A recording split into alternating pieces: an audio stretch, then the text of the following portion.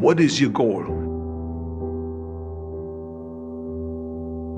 The most important thing is that you have a vision, that you have a goal. Because without that vision and without that goal, again, you're drifting around and you're never going to end up anywhere. People don't become successful just by accident. You know, I mean, maybe the guy that found gold in California and started the gold rush, but don't count on that. That's the one in a lifetime kind of a situation. So you got to really have a specific goal. And to me, to have that vision that I want to be Mr. Universe, that I want to be the greatest bodybuilder of all time.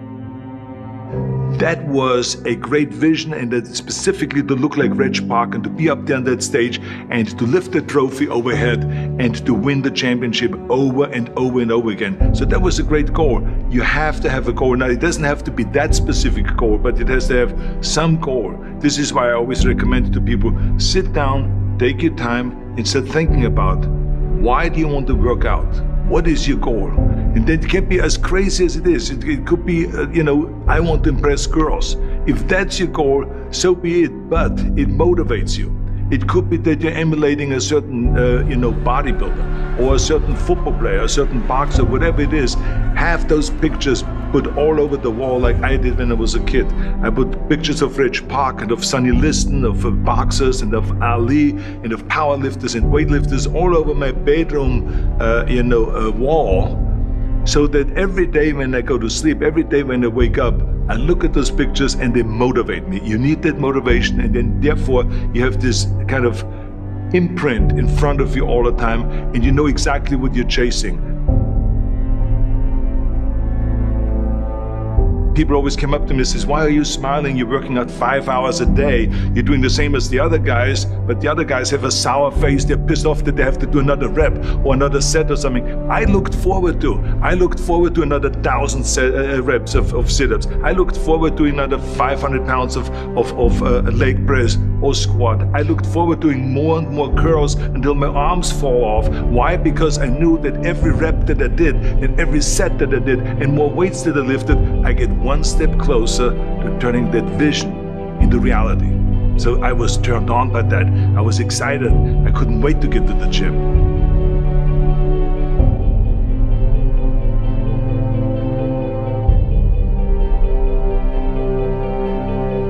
I remember that when I weighed 245 pounds, and Bob Rafelson, the director of Stay Hungry, said to me that I'm interested in having you come in for a reading and work on your acting and all this, because I'm interested in having you in a movie to star with Jeff Bridges and with Sally Fields.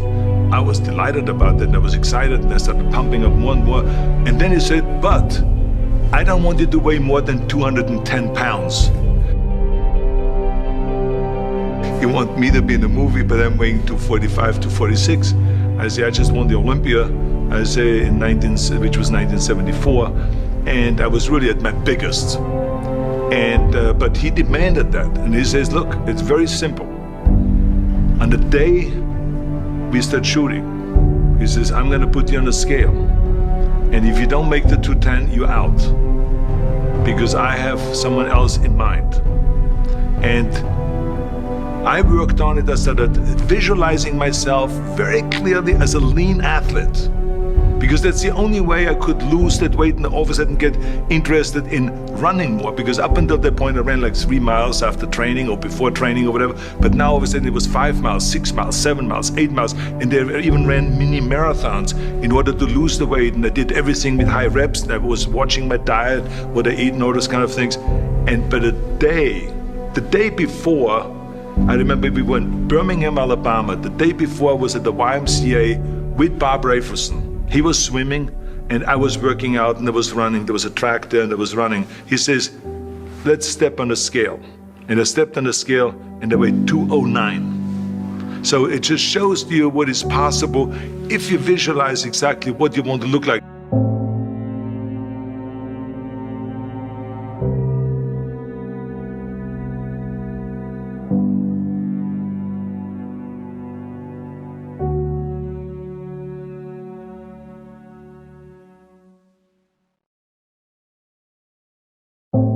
And there was no room for any kind of like, well, I can't get my act together or anything like this, because there's only a certain amount of time. But the key thing again is have the clear vision. Have the specific goal of what you want to accomplish, because then you never go to the gym and you say, the day I feel down a little bit, I don't know what it is all about, I don't know my life, I'm confused. No, I tell you that I was a perfect example of someone that was not confident at all.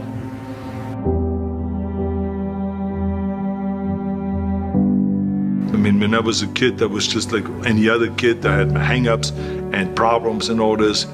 But when I joined the weightlifting club and I won my first little trophy because I did the best clean and jerk, and then we went to another meet and I won another little trophy, I started feeling like somebody. But the bottom line is, everyone can use the same method, because I used it in politics, I used it in making money, I used it in everything that I've done in the movie business. When you have one little victory, little victories add up, and that is what gives you then ultimately confidence. Well, for me, the most important thing always is to have a deadline. So when I, for instance, had a competition, and let's say the competition was in the middle of September, and it was now beginning of summer, so there was no more time to screw around. So there was the time now to get going on a diet, to get going with the training, to not slack off at all, because there was a deadline there. The day of the competition, I had to be in the best shape possible. And I knew that if I come to the competition and I lose because I did not schedule my training the proper way, or I didn't have the right frame of mind, or I didn't give everything, literally worked my butt off, I would be just so angry.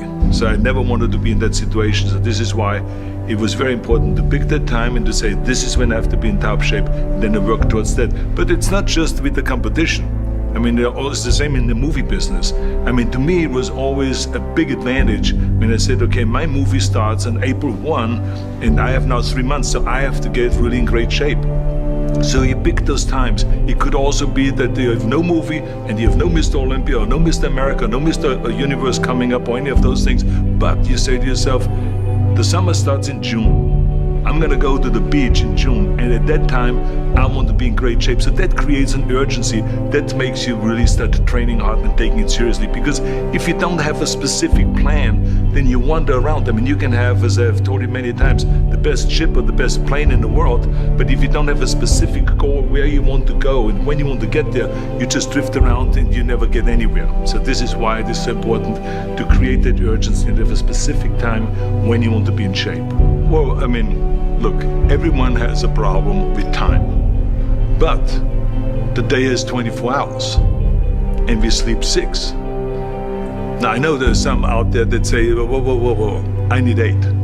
Well, I say just sleep a little faster, because the bottom line is we have 6 hours of sleep, 24 hours are available, so you have 18 hours now available to your work, your family, your hobbies, and also to learn something new or to do something new, which could easily be that you want to learn a new language, or that you want to read as a New Year's resolution, I have to read a book every week, or you say, I'm gonna go and reshape my body.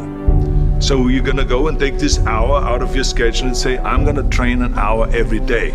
So this is, for most people, a huge challenge, but it is totally doable, I can tell them, because the kind of things that I did when I came to this country, I mean, I went to school, I was working in construction, I was working out my 5 hours a day, I was taking acting classes from 8 o'clock at night to 12 midnight, I was doing all of those things. I wanted to make sure that out of the 24 hours of the day, that I don't waste one single hour.